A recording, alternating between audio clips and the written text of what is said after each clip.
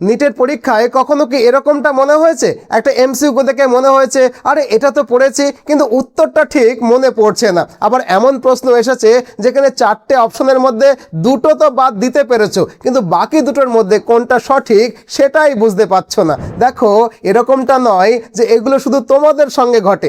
নিটের মতো পরীক্ষায় অনেক সময় টপাররাও সব প্রশ্নের উত্তর 100% নিশ্চিত হয়ে কিন্তু আনসার দেয় না। তাহলে আসলে তারা কিছু স্মার্ট গেজিং টেকনিক ব্যবহার করে, অর্থাৎ লজিক, অ্যানালিসিস, প্যাটার্ন এবং কিছু প্রুভেন হ্যাকস ব্যবহার করে তারা বেশ কিছু এক্সট্রা এমসিকিউ সঠিক করে ফেলে। তবে একটা কথা কিন্তু শুরুতেই পরিষ্কার করে বলে দিই, আজ আমি তোমাদের কোনো জাদুমন্তর, শর্টকাট বা না পড়ে বেশি নম্বর পাওয়ার ফর্মুলা শেখাতে আসিনি, কারণ এমন কোনো ফর্মুলা আসলে হয়ই না। এই ভিডিওটাতে আমি তোমাদের লজিক, অ্যানালিসিস, প্যাটার্ন এবং কিছু প্রুভেন হ্যাকসের ওপরে বেস করে এমসিকিউ সলভ করার এমন 5টা প্রুভেন ট্রিক্স শেখাবো, যেগুলো ঠিকঠাক ইউজ করলে তুমি খুব সহজেই ভুল অপশনগুলোকে বাদ দিতে পারবে, সঠিক উত্তর বাছতে পারবে এবং এক্সাম হলে স্মার্ট ডিসিশন নিতে পারবে। তো চলো শুরু থেকে শুরু করি। দেখো, নিট পরীক্ষায় তোমরা সাধারণত 3 ধরনের প্রশ্নকে ফেস করো। 1, যেগুলোর উত্তর তুমি নিশ্চিতভাবে জানো। 2, যেগুলোর উত্তর তুমি একেবারেই জানো না। আর 3, যেগুলো তুমি দ্বিধায় পড়ে যাও, মনে হয় এ অপশনও হতে পারে আবার বি অপশনও হতে পারে, মানে তুমি নিশ্চিত নও। প্রথম ধরনের প্রশ্নগুলো তো তোমরা সহজেই সলভ করে ফেলতে পারবে, কিন্তু দ্বিতীয় এবং তৃতীয় ধরনের প্রশ্নগুলোর ক্ষেত্রে স্মার্ট গেজিং টেকনিক ব্যবহার করে কিন্তু লজিক্যালি অনেক প্রশ্নের আনসার সঠিক করা যায়। মানে নিট টপার্সরা যা করে আর কি। কিন্তু কিভাবে, চলো সেগুলোকেই একে একে শিখি। প্রথম টিপস হলো এলিমিনেশন মেথড বা বর্জন পদ্ধতি। এই পদ্ধতির 3টে অংশ রয়েছে। সাধারণ এলিমিনেশন মেথড, যেটা তোমরা অনেকেই জানো, তাই আমি এখানে আরও দুটো অ্যাডভান্স টেকনিক তোমাদের শেখাবো। সাধারণ কৌশলটা হলো অল অফ দ্য অ্যাভাব এবং none of the above strategy. মানে পরীক্ষায় যদি কোনো প্রশ্নের অপশানে অল অফ দ্য অ্যাভাব থাকে তাহলে অনেক ক্ষেত্রেই সেটাই সঠিক উত্তর হতে দেখা যায়। অন্যদিকে নান অফ দ্য অ্যাভাব তুলনামূলকভাবে কম বার সঠিক উত্তর হয়। তবে এটা অবশ্যই মনে রাখতে হবে, এটা কোনো নিশ্চিত নিয়ম নয়। তাই তোমাদেরকে আরও একটা অ্যাডভান্সড এলিমিনেশন টেকনিক শিখতে হবে। ফার্স্ট টেকনিকটা হলো এক্সট্রিম ভ্যালু রিমুভ করা। কি এই এক্সট্রিম ভ্যালু রিমুভ টেকনিক? একটা উদাহরণ দিয়ে বুঝি। ধরো একটা প্রশ্নের অপশন এসেছে এ 2, বি 27, সি 37 এবং ডি 102। এখানে 2 এবং 102 এই দুটো একটু খেয়াল করো, এরা হলো এক্সট্রিম ভ্যালু বা চরম মান। নিটের প্রিভিয়াস ইয়ার কোশ্চেনের পেপারসের ডিটেল অ্যানালিসিস করে দেখা গেছে অনেক সময় এই ধরনের অস্বাভাবিক বা চরম মানের অপশনগুলোকে প্রথমেই বাদ দিয়ে দেওয়া যেতে পারে। ফলে তোমাদের ফোকাস থাকবে 27 এবং 37-এর মতো মাঝামাঝির মানগুলোর ওপরে। এতে তোমাদের কিছুটা সুবিধা হবে। তবে এর পেছনে কনসেপ্টটা কি জানো? কনসেপ্টটা হলো কোশ্চেন সেটার্সরা অনেক সময় সঠিক উত্তরটার কাছাকাছি আরও একটা অপশনকে রাখে, যাতে স্টুডেন্টদের মনে কনফিউশন তৈরি হয় আর বাকি দুটোকে একটু দূরের মান দিয়ে দেয়। তাই কোনো অপশান যদি খুব বেশি বা খুব কম হয় তাহলে সেটাকে সন্দেহের চোখে দেখা যেতে পারে, বাদ দেওয়া যেতে পারে। আর একটা উদাহরণ দিলে বিষয়টা আরেকটু ভালো করে বুঝবে। ধরো 4টে অপশন দিয়েছে, অপশন এ হলো 1, অপশন বি হলো 2, অপশন সি হলো 4 আর অপশন ডি হলো 19 বা 19। এখানে 19 বা 19 কিন্তু এক্সট্রিম ভ্যালু, তাই প্রথমে এটাকে বাদ দেওয়ার কথা ভাবা যেতে পারে। এরপরের বাকি অপশনগুলোর মধ্যে বিশ্লেষণ করে দেখা যেতে পারে। তবে মনে রেখো, এটা কিন্তু কোনো নিশ্চিত নিয়ম নয়, এটা জাস্ট একটা পসিবিলিটি। এবার আসি তৃতীয় এলিমিনেশন স্ট্র্যাটেজিতে, যার নাম সিমিলার আনসার ট্রিক্স। অনেক সময় কোশ্চেন সেটার্সরা পরীক্ষার্থীদেরকে বিভ্রান্ত করার জন্য দুটি খুব কাছাকাছি বা মিল আছে এরকম অপশন রাখে। এই কৌশল অনুযায়ী অনেক ক্ষেত্রে সঠিক উত্তর ওই কাছাকাছি বা মিল থাকা অপশন দুটোর মধ্যেই কিন্তু একটা হয়। উদাহরণ হিসাবে ধরো অপশনগুলো এরকম রয়েছে, এ 5 বা 5, বি 10, সি -5 এবং ডি হলো 17 বা 17।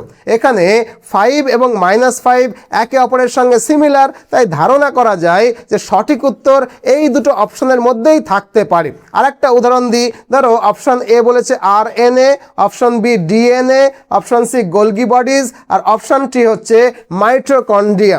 এক্ষেত্রে RNA এবং DNA একই ধরনের অর্গানিক উপাদান, ফলে অনেক সময় সঠিক উত্তর এই দুটোর মধ্যে থাকার সম্ভাবনাই কিন্তু বেশি থাকে। আশা করি বিষয়টা বুঝলে। তবে আবারও বলছি, this all are just possibilities. এবার চলো টিপ নাম্বার 2 এ যাই। Tip number 2, brain signal technique. বিষয়টা কি? চলো বিষয়টাকে একটু বিজ্ঞানসম্মতভাবে বুঝি।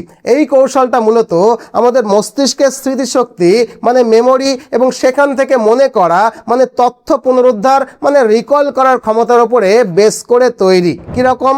ধরো অনেক সময় পরীক্ষার হলে কোনো একটা এমসিকিউ দেখে তোমাদের মনে হলো যে আরে এই প্রশ্নটা কোথাও যেন পড়েছি, উত্তরটা জানি কিন্তু এখন মনে পড়ছে না, এ হবে না বি হবে না সি হবে, এই নিয়ে দ্বিধা তৈরি হচ্ছে। এই পরিস্থিতিতে কি করা উচিত সেটাই এই ব্রেন সিগন্যাল টেকনিকের সাহায্যে আমরা শিখব।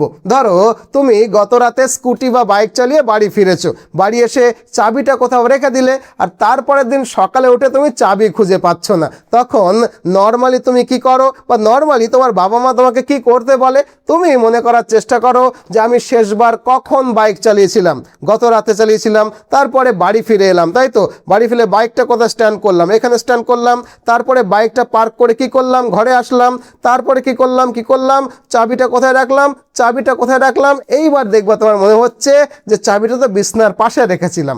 তখন বিছনার পাশে হাত দিতেই তুমি দেখো যে চাবিটা বিছনার পাশেই রয়েছে।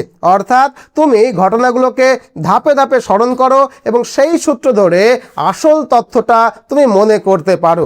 পড়াশোনার ক্ষেত্রেও এই একই পদ্ধতি কাজ করে। ধরো পরীক্ষায় একটা প্রশ্নের উত্তর তোমার কিছুতেই মনে পড়ছে না, তখন অপশনগুলোর দিকে তাকিয়ে থাকার বদলে বরং নিজেকে জিজ্ঞেস করতে থাকো এই প্রশ্নটা কোন চ্যাপ্টার থেকে এসেছে, সেই চ্যাপ্টারের কোন টপিকের সঙ্গে এটা রিলেটেড, ওই টপিক থেকে কি কি কনসেপ্ট ছিল বা কি কি ইম্পর্টেন্ট কনসেপ্ট ছিল।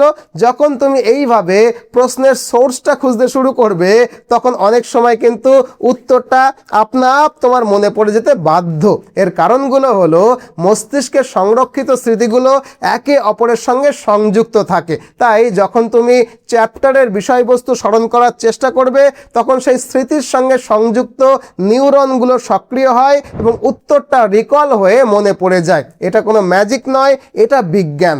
আর যদি এত কিছু করার পরেও উত্তর মনে না পড়ে তাহলে সেই প্রশ্নটি আপাতত ছেড়ে দিয়ে পরের প্রশ্নে চলে যাওয়াটাই ভালো। কারণ আমার নিজের অভিজ্ঞতা বলছে অনেক সময় পরের অন্য প্রশ্নের উত্তর করতে গিয়ে বা সমাধান করতে গিয়ে আমাদের মস্তিষ্ক স্বাভাবিকভাবেই আগের প্রশ্নের তথ্যটা পুনরুদ্ধার করে ফেলে এবং তখন ফিরে এসে সেই প্রশ্নের উত্তর দেওয়াটা অনেকটা সহজ হয়ে যায়। আশা করি এই টেকনিকটা তোমরা ঠিকঠাক করে শিখতে পারলে। এবার আসবো টিপ নাম্বার 3-তে। টিপ নাম্বার 3 হলো বি এবং সি অপশন স্ট্র্যাটেজি। প্রথমেই বলে নিই, এটা কোনো বিজ্ঞানসম্মত কৌশল নয়, এটা একটা রিসার্চ এবং অবজারভেশন বেসড টেকনিক। নিটের প্রিভিয়াস ইয়ার কোয়েশ্চেনগুলোকে থরলি অ্যানালিসিস করে দেখা গেছে যে বেশিরভাগ সময় অপশন বি বা অপশন সি এর মধ্যেই সঠিক আনসারটা থাকে। তাই যদি তুমি কোনো একটা প্রশ্নের এ বা সি এর মধ্যে দ্বিধায় থাকো তাহলে সি কে অগ্রাধিকার দিতে পারো, অথবা যদি ডি এবং বি এর মধ্যে দ্বিধা তৈরি হয় তাহলে অবশ্যই বি কে তুমি অগ্রাধিকার দিতে পারো। দেখো এর কিন্তু কোনো বৈজ্ঞানিক ভিত্তি নেই। তাহলে আমি কেন এরকমটা বলছি? আসলে একজন কোয়েশ্চেন সেটার সাধারণত চান না যে প্রথম অপশন দেখেই শিক্ষার্থীরা সঠিক উত্তরটা বুঝে ফেলুক। আবার একেবারে শেষ অপশনেও উত্তর রাখতে অনেক সময় কোয়েশ্চেন সেটারদের একটু অনীহা থাকে। তাই হিউম্যান সাইকোলজি অনুযায়ী অনেক ক্ষেত্রেই বি আর সি এর মধ্যেই সঠিক উত্তরটাকে রাখা হয়। মানে দীর্ঘদিন ধরে প্রশ্নপত্রের প্যাটার্ন অ্যানালিসিস করতে করতে এটা আমার নিজের অভিজ্ঞতা। তবে মনে রেখো এটি কোনো পরীক্ষার সরকারি নিয়ম নয়, এটা শুধুমাত্র একটা অবজারভেশন বেসড টেকনিক। এবার আসি টিপ নাম্বার 4। টিপ নাম্বার 4-এ রয়েছে অ্যাসারশন রিজনিং স্ট্র্যাটেজি। এটা আবার কি টেকনিক? দেখো বর্তমানে বোর্ডের পরীক্ষায় বা জেইই বা নিট সহ বিভিন্ন পরীক্ষায় অ্যাসারশন রিজনিং ধরনের অনেক প্রশ্ন কিন্তু আসে। সাধারণত এখানে দুটি বিবৃতি বা স্টেটমেন্ট দেওয়া হয়। অ্যাসারশন যার মানে হলো উক্তি বা বিবৃতি, আর রিজন যার মানে হচ্ছে কারণ। এখানে চারটি অপশন থাকে। অপশন এ অ্যাসারশন এবং রিজন দুটোই সত্য এবং রিজন হলো অ্যাসারশনের সঠিক ব্যাখ্যা। অপশন বি অ্যাসারশন এবং রিজন দুটোই সত্য কিন্তু রিজন অ্যাসারশনের সঠিক ব্যাখ্যা নয়। অপশন সি অ্যাসারশন সত্য কিন্তু রিজন মিথ্যা। আর অপশন ডি অ্যাসারশনটাই মিথ্যা। এখন নিটের প্রিভিয়াস ইয়ার কোয়েশ্চেনের ওপরে ডিটেল রিসার্চ এবং অবজারভেশনের পর দেখা গেছে অধিকাংশ ক্ষেত্রেই কোয়েশ্চেন সেটার্সরা দুটি বিবৃতিকেই সঠিক রাখেন। কারণ যদি কোনো বিবৃতি স্পষ্টভাবে ভুল হয় তাহলে অনেক স্টুডেন্টসই সহজেই কিন্তু সেটা ধরে ফেলতে পারে। একটা উদাহরণ দিই আরও ভালোভাবে বুঝতে পারবেন। স্টেটমেন্ট 1 2 + 2 = 4। স্টেটমেন্ট 2 অ্যাডিশনে দুটি মান যোগ করা হয়। এখানে দুটি বিবৃতিই কিন্তু সঠিক এবং দ্বিতীয়টি প্রথমটির ব্যাখ্যা হিসেবে কাজ করছে, তাই উত্তর হবে অপশন এ। আর একটা উদাহরণ দিই। স্টেটমেন্ট 1 2 + 2 = 4। স্টেটমেন্ট 2 সাবস্ট্রাকশনে দুটির মান বিয়োগ করা হয়। এখানেও দুটি বিবৃতিই কিন্তু সত্য কিন্তু দ্বিতীয় বিবৃতিটি প্রথমটির ব্যাখ্যা নয়, তাই উত্তর হবে অপশন বি।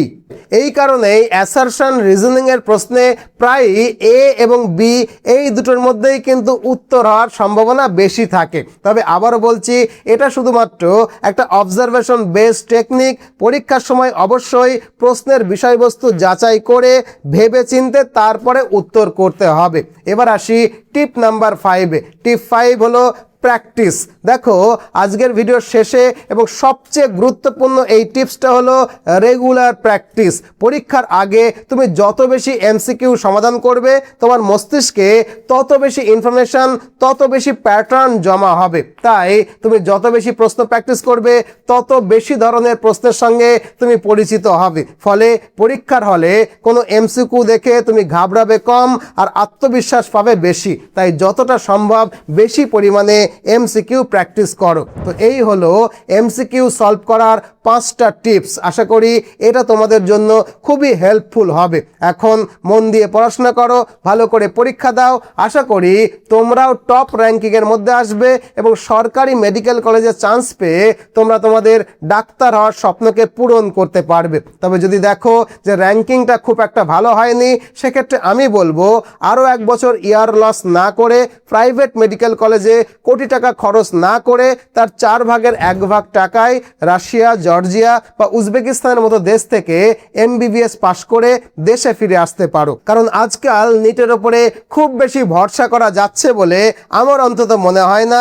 বাকিটা তোমাদের ওপরে। আমাদের একটা প্রতিষ্ঠান আছে মিশন এমবিবিএস কলকাতা, যারা দীর্ঘ 10 বছর ধরে সফলভাবে এই ফিল্ডে কাজ করে আসছে। তুমি চাইলে আমরা তোমাকে বিদেশে এমবিবিএস করতে গেলে কি কি করতে হয় তার খুঁটিনাটি বিষয় জানাবো কোন কোন বিশ্ববিদ্যালয়ে তুমি আবেদন করতে পারো, তাদের কি কি শর্ত রয়েছে, তোমার জন্য কোনটা ভালো হবে, এর সব কিছু। তাছাড়া বিদেশে পড়াশোনা করতে গেলে নর্মালি কি কি অসুবিধা হয় এবং সেই অসুবিধাগুলোকে দূর করতে আমরা তোমাকে কীভাবে সাহায্য করতে পারি এর সবটাই বলে দেবো। এই সাহায্যের মধ্যে থাকবে অ্যাডমিশন, অ্যাকোমোডেশন, ভিসা প্রসেসিং, যদি দরকার হয় ব্যাংক লোন, কারেন্সি এক্সচেঞ্জ, এমনকি মেডিকেল কলেজ পর্যন্ত পৌঁছে দেওয়ার ব্যবস্থাটা আমরাই করব।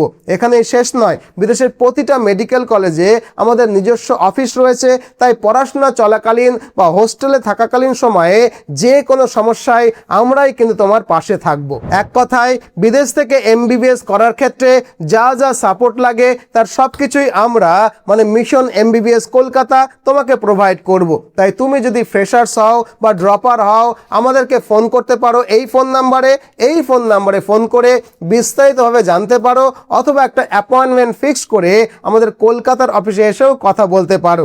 কলকাতার অফিসে এলে তোমার সঙ্গে আমার দেখা হবে। যাই হোক, এই আলোচনার পরেও যদি আরও কিছু তোমার জানার থাকে তাহলে কমেন্ট বক্সে নিশ্চয়ই জানাবে যে কোন বিষয়ে তুমি পরের ভিডিওটা চাও। নিশ্চয়ই সেই বিষয়ে আমি পরের ভিডিওটা বানাবো। আজ এ পর্যন্তই, ভালো থেকো। নতুন ভিডিও নিয়ে আবারও দেখা হবে। আর হ্যাঁ, ভিডিওটাকে একটা লাইক করে দিও আর নতুন হলে চ্যানেলটাকে সাবস্ক্রাইব করে নিও প্লিজ। আর আমাদের কলকাতার অফিসে এলে নিশ্চয়ই তোমার সঙ্গে আমার দেখা হবে। ভালো থেকো।